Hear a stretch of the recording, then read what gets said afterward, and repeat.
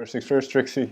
Hey, How are you? I'm doing all right. How are you? I'm all right, thank you. Good to see you again. Yeah. So, before we get into the music of the album, I saw the first two videos for Lacuna, Yeah. and you do a bit of dancing in it. Yeah. And obviously, you used to dance quite a lot when you were younger. Is this something you kept doing throughout the years? No, I hadn't. I actually I pretty much shut off my physical language for the last 15 years. I think mostly, I came to some realizations while I was writing this record. And among those realizations, which were, largely triggered by the political climate that we currently are living in our culture, Western culture at least, was that there had been several experiences that I encountered, which were quite traumatic, that occurred right around the same time that I left Belgium to move to New York. So in between the ages of like 16 and 18, basically, I had my share of sexual abuse as well. And I hadn't really realized until now that my subconsciousness had just, that my physical language, given the fact that I'm a very,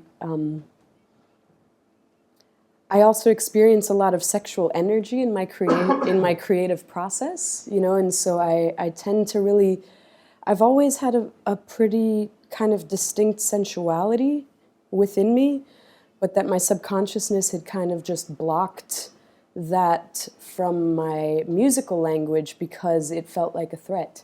Mm-hmm. And so I used these videos as, I wanted to create an opportunity through my work to discover my physical language, again, in tune with the music, in a way that I could learn how to feel safe again in expressing myself. So I'm very excited, and I'm thankful to the Me Too movement to have, I think awakened, or, a lot of trauma for a lot of humans, but mostly inviting these conversations to be held.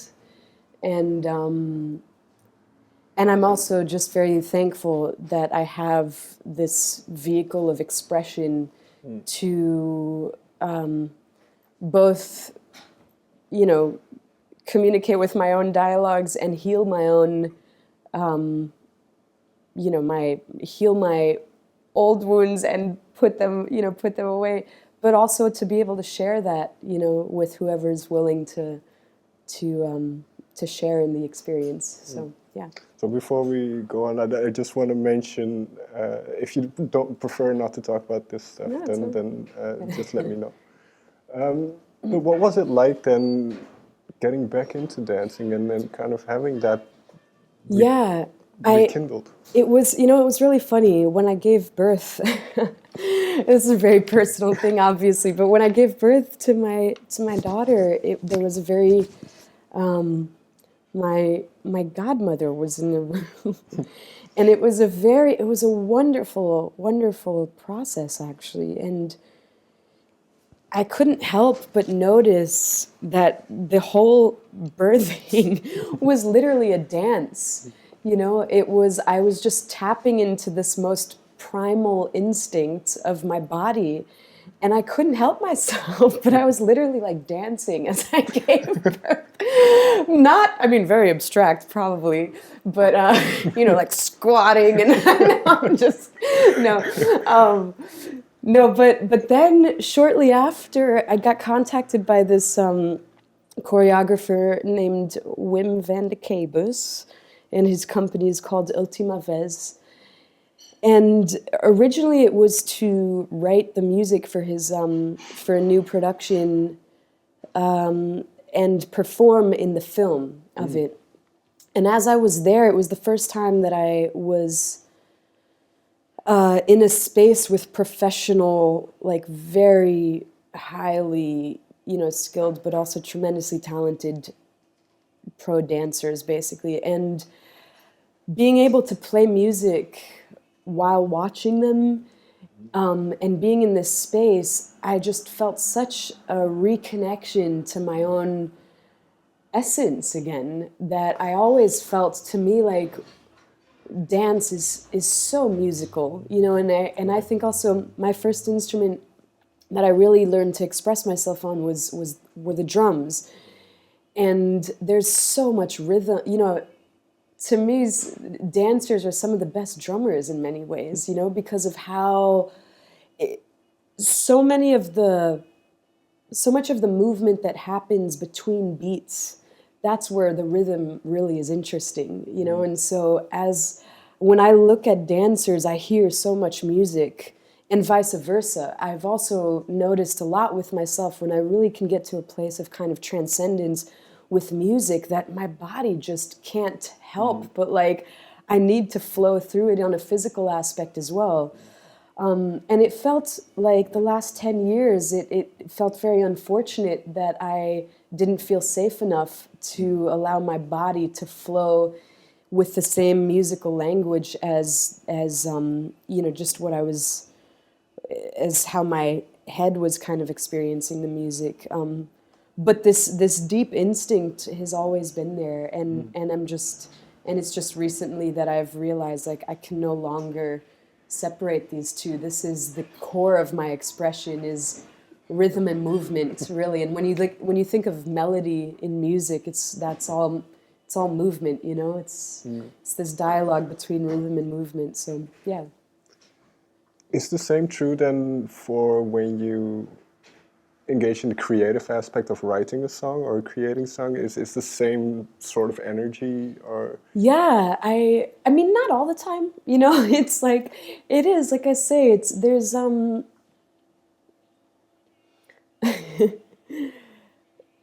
there's, and we talked about this last time, I remember, but I really enjoy this concept between, like, a more cerebral way of approaching things, and then also a very primal way of approaching things. And the only way, I think, to really get those two to kind of communicate with each other is through a kind of, is facilitating a sense of fluidity throughout your creativity. That's really the only way you can just kind of have those two coexist. At least for me personally, that's how I experience it. So it's always, when I'm writing, it's always, I'm always kind of looking for these spaces of tension and flow at the same time, So you don't want the tension to get to a place where you can't flow anymore, but you also want to have a kind, some kind of intentions of where the boundaries are as well, in regards to where you're going to be working in, So yeah. With that being said, then, and going towards the album title and kind of what the album is about, because I googled Lacuna just to get an idea of what it meant, and the definition I found was gap, and in terms of music, it was kind of the intentional silences. Oh yeah. That's what I found. Yeah, I mean, to me, it could be.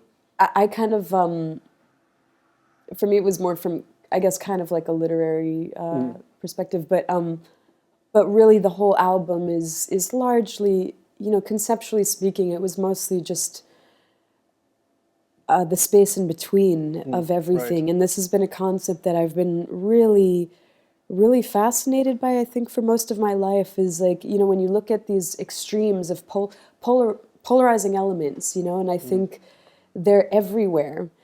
But what I find interesting is what is that space between these polarities? You could think about those things really in any aspect of our lives, whether it's your personal polarities, because I think we all have them, or whether it's the polarities in our culture, you know, and then I just can't help myself, but I just continue to ask, like, what's the middle ground, basically, you know, and I think the middle ground is what is very often being overlooked, you know, the nuance and the importance of the information that I think is far more universal in that middle point, you know, than when we just think in these very binary terms, you know, of like extreme right, extreme left, you know, black, white, you know, all these conversations, you know, I think they need to be more nuanced and they need to be more diverse than what they have been, you know, up till now. And so I think coming back to that sentence of, you know, everything that is felt but unspoken, that those are lacunas in our cultural narrative, you know, and there's so many, you know, and it's just an endless source of inspiration for me, you know, it's exactly those aspects. So because you mentioned moving back to the States and kind of well, it's not like it's all peachy over here, but you kind of encountering what was going on there. So was that what kind of gave rise to those thoughts for the album, or did you have those? I mean, yeah, inevitably, I'm a highly sensitive creature, and so it's kind of impossible for me to not be affected by the environment that I'm in, obviously, and so. You know, I mean, I've been back in New York since 2004. And after the Trump elections, it was a massive contemplation whether to stay in that continent or not. And it still is, to be honest. But the truth is that indeed, you know, anywhere where I travel, I continue to observe those polarities, and I think, you know, New York is a place that feels like home to me, and it kind of always has. And I think the main reason why is just because it's always changing, and because there's, you know, I mean, like 90% of New Yorkers aren't true New Yorkers, basically. So they're all nomads that are just, you know. So I think there's something that really feels like home to me about that, and it's very transient. You know, there's like. Living in a place like New York requires a tremendous, you know, kind of understanding and acceptance, I think, of the uncertainty of life. You know, is that everything is just uncertain basically all the time. And I'm fine with that concept. So, you know, given that kind of those beliefs personally, I was just willing to stick around and kind of see how all that information in that city would affect my creative process. And the record that came out of it is what it is, basically. So, like I say, it was a lot of internal dialogues, and at the same time being very sensitive to what was happening around me, and just using all that information to the best that I could, you know. What was the first song or the first kind of conceptual idea that came to you when you started this process? Yeah, I think you know, the space in between, again, had been this concept for many years. And it might be, honestly, I mean, it might be a concept that continues to drive me for the rest of my life. I'm not sure. Mostly because it's so vast, you know, it's so... yeah, but in a sense, sorry for no, go ahead. But did it come out in a certain song specifically early on, or were there a couple of songs that kind of early on that functioned like a blueprint for what was to come next? No, I mean, it was the record was very much a work in process. You know, it was. Let's see. There was, you know, I really had intended to do a lot of the writing in the studio as well. That was definitely an intention, because I had never done that before, and I really wanted to kind of get out of my own comfort zone in regards to where I had arrived at that point in my journey with writing. And, you know, there were certain modes that I recognized in my writing that I kind of wanted to break out of. So that was there, and just kind of full on, you know, embrace that desire to explore in different ways. Trying to see how I can be more specific here. Well, kind of what I wanted to get at is go in depth on a particular song specifically, but I can just take one, and because I Go ahead. have some lyrics here. Let's start with Cannan then, because that was one that I found very interesting. Really. So let's keep it simple then. What started that song?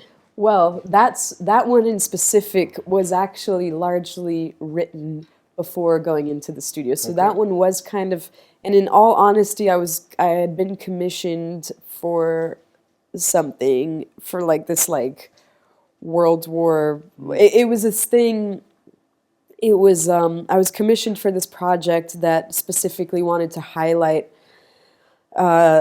women during World War II, and that's when I came across the poet Cannan, and so I kind of wrote that song for that purpose. But then as times were shifting, I wanted to just incorporate. I think like I wanted to also kind of stretch the message to something that was even more universal, you know. And I think really fundamentally, like the oppressiveness of any of any group in our culture affects everyone ultimately, and that's really what I was trying to kind of get to, you know. So you wanted something to kind of represent just more than just this story, but kind of on a larger scale, like, in a group context. Yeah. Like there's a lyric, like just as an example, right? There's like a lyric that says like, "There's a village in her system demanding to be freed." That's kind of the thing, is like, you know, like like when a woman is oppressed, it'll affect everyone that she is encountered with, you know, consciously or unconsciously. When a man is oppressed, or when a man is being abused by a woman, that is the interconnectedness of it, you know. So it was just that, you know, really. Because and it's a similar thing, I suppose. But the line I wrote down was, "A woman speaks, and the bullets sting in another way." Yeah. So was there you mentioned Me Too earlier on? So was that kind of in the back of your mind as well? Yeah, you know, I mean, I was thinking a lot about this, you know, and also just about like how violence, the different ways of how violence is experienced, you know, because I definitely, you know, I think it's safe to say that most of the physical violence is more often, you know, participated in by men, but there's also a tremendous amount of female violence that exists as well. So it's just a different way of how it's being manifested. So it was that, you know, it was just like, yeah, I didn't want to be, I didn't want to be too literal, obviously, but I just hope that it can, and I'm glad, you know, that it provokes questions. You know, I'm grateful that you're asking these questions, because that's really what the intention is. I'm not trying to like shove any morale onto anyone. I'm mostly just trying to, you know, kind of participate in a conversation where healthy questions need to be asked and considered from different angles and from different perspectives, you know. So. Well, that last thing, because you mentioned perspective, I think it was mentioned in the bio as well, and then this goes back again to the polarization as well, where we have certain perspectives. But then I wrote one line down from Dare to Imagine. I project my perception onto the land, I project my reflections onto the man. So Is that a similar thing then again? Is Yeah, that... I mean, fundamentally, we're all everything, right? It's like they're all, our whole world is an accumulation of ideas, of products that essentially come from our imaginations, And then what does it take for that idea to become, you know, to become reality, or it just all these things, I just find it so interesting, and I think when I look internally, for instance, I need to, like, just to talk about my personal perspective, like I grew up on two different continents. So I have this like cross-continental perspective.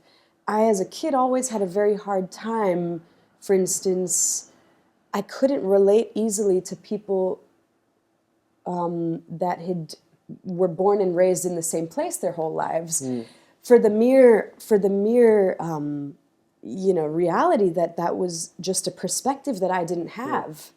But every time when there is a discrepancy, I just try to then imagine, like, like when I notice that, of like, oh, I can't really relate to this, but I want to relate to it, then I can use my imagination and then be like, what if I was born and raised in the same place my whole life? What if I had come from an unbroken family where it was harmonious? Can I try to imagine perceiving things differently? And this is, to be honest, and not to get like super heady here, but like I was introduced several years ago to this concept of neuroplasticity, and it's something that has just been so optimistic for me because, I struggle with my own crap, and I think training the brain to be open enough, to be strong enough to be able to perceive things in different ways is an extreme strength and just such an awesome perspective to think about. Like, we have the capacity with our minds to learn how to see in different ways and not solely from our personal perspective, So that's just such a wonderful thing to me. So when I think of like, okay, there's, for instance, a very angry man or woman or, or like anything, is like, I can observe that from my perspective, or I can try to imagine, where is their anger coming from? Can I relate to it? Maybe I can if I can use my imagination, So that's really the concept that kind of runs throughout this whole record, And I would say that the neuroplasticity thing is really kind of what has fueled that in my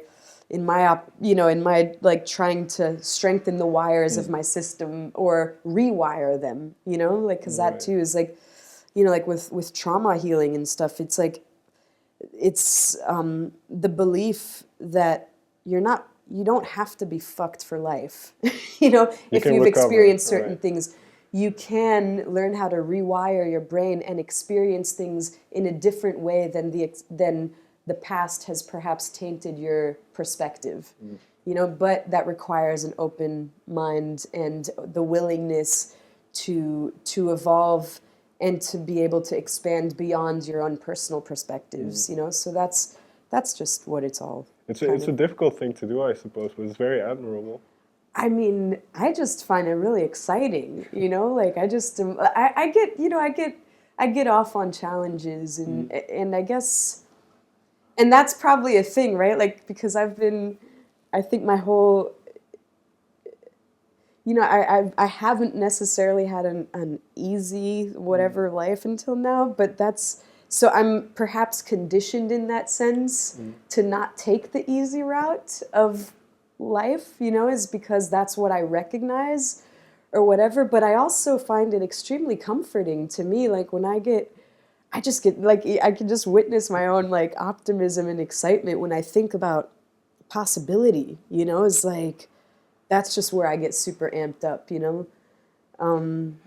Does part of this have to do with your daughter then as well? Because I can imagine that's such a substantial, life-changing thing. Yeah, I mean, there's something that is so, when you see, and I've always had this my whole life, when I observed little people, small people that were still untainted by culture and by, that hadn't conformed yet, that essentially were born like as being these super, curious, but also unvengeful creatures. We're born with so much purity in us, and then it just gets like, then just like all these toxins start getting added to our lives, and then it's just kind of, whatever you do with it.